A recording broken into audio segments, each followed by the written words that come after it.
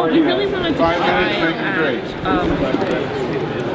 define Wonder Woman as her own hero, and also kind of meld what we've been doing with the DC animated universe with people, sort of the idea people get from a live action film, because we realized that like, a lot of people are going to be coming to this having only seen that. So the idea was kind of to just try and set the tone, and for who Wonder Woman is, for me, I wanted to give that balance of someone who's a really open-hearted person who never wants to fight. Fighting's never her first choice, but it is something she's willing to do, and it is a last resort she's willing to take. And I think it was like Gail Simone. Oh my God, if I misquoted you, Gail, I'm so sorry. But there was a Wonder Woman story where they had a line about like, war is a necessary evil, but it's always an evil. And I really wanted to give that play of how far is Wonder Woman willing to go to save people, at what point is it too far? So. Notice like a lot of those, like of course the Trinity, Batman is trauma that moves him, Superman he also has trauma that moves him. What was Wonder Woman's like flaw to you? I think in a weird way, Wonder Woman, she's not as flawed of a character as Batman, which is not hard to be. But I think Wonder Woman's conflict is sort of defining yourself on your own terms. She's raised on this island. She's raised on she's the only kid. It's an island full of moms. If everyone in your town knew you from when you were in diapers, it's really hard to define yourself as an adult in that situation and decide what do you want to do with your life, and to break away from when everyone comes to adulthood and you want to separate from your family and say like, this is who I am and this is who I stand for, and sort of leaving Themyscira and going to man's world is kind of the ultimate act of that rebellion. But then you're in a world that doesn't get you at all, that also wants to define you in a whole nother way. So Wonder Woman is really about sort of finding her core and sticking to her core, even when people say it's impossible, even when people say it's not worth it, even when all these other pressures are abounding. It's other pressures abound on her. It's that heroic act of, I know in my heart what the right thing is, and I'm willing to stick to it no matter what. Good at my job. These animated movies are all trying to follow within a continuity. Mm-hmm. So as a writer, what kind of challenges does that bring to telling the story you want to tell? It brings in several challenges, especially because we're a story that covers a really long span of time. We start with Wonder Woman meeting Steve Trevor, but then we cut to sort of much more modern day, post joining the Justice League Wonder Woman. So there was a lot of and DC was very helpful in helping me navigate a lot of the plot points and finding the space to tell stories within that. But I've been working with especially action IPs for a really long time, and so I feel like kind of my specialty is finding where are those spaces in the stories to tell new stories.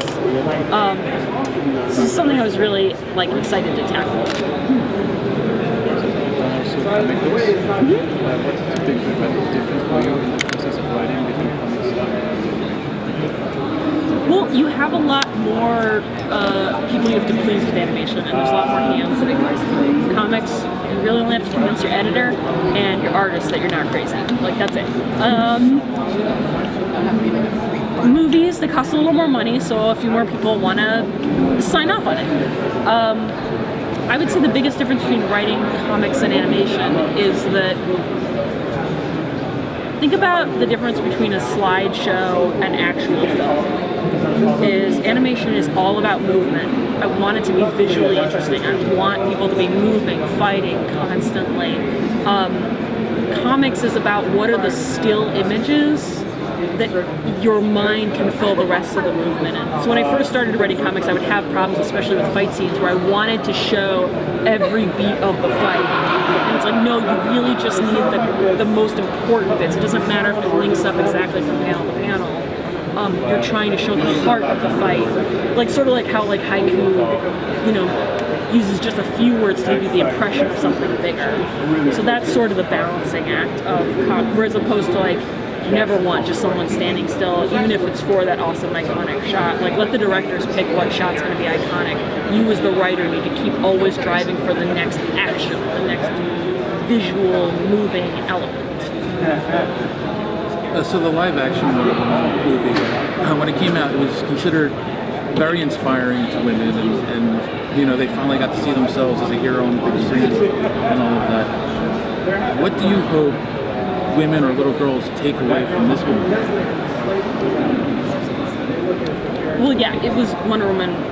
It was really inspiring. In fact, it was funny because after I saw that movie, I emailed the highest person I knew at DC Animated, and I was like, if you make an animated movie, I want to pitch for it. So I called dibs, and that's how I got the job. Yeah, exactly. It's weird. If you listen to other interviews of me, a lot of my career has been just calling dibs on things. But I think the thing for me was Wonder Woman was such an inspiring hero, and I wanted to make an equally sort of inspiring message, and so that's why a lot of this movie is around Silver Swan, a character that was a friend to Diana and fails in Bloodlines. And so it really is a story about redemption, about friendship, about not giving up on people, and about who can come back and who's worth saving. Right. You know, there's an old saying that hurt people, and so this is really a story about like who's worth saving. Is it just the random bystander? Is it the villain? Can you save the villain? At what point? You know, how much are you willing to risk to do it? And so I really wanted to explore that idea and that consequence to give a more hopeful message about just being a good person is more than just hurting bad people. And especially that movie's message of like, I believe in love. And, sorry. But it's like, it's about, I was like, okay, I want to write a Diana who, if you believe in love, if that's your highest priority, how does that change you as a superhero? How does that change your actions? And what are you willing to risk to live by that? What do you think Rosario brings to the role? That's the last question. Oh, yeah. I know. She, I think she does a great job.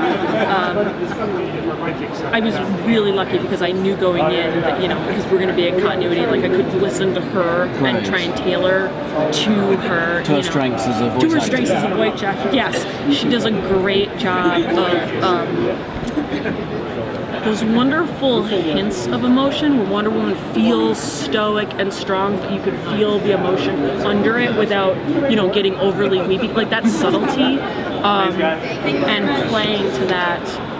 And as well as just, she's great at physicality. So giving Wonder Woman a lot of physical stuff to do. Thanks very much. Yeah. Thank you.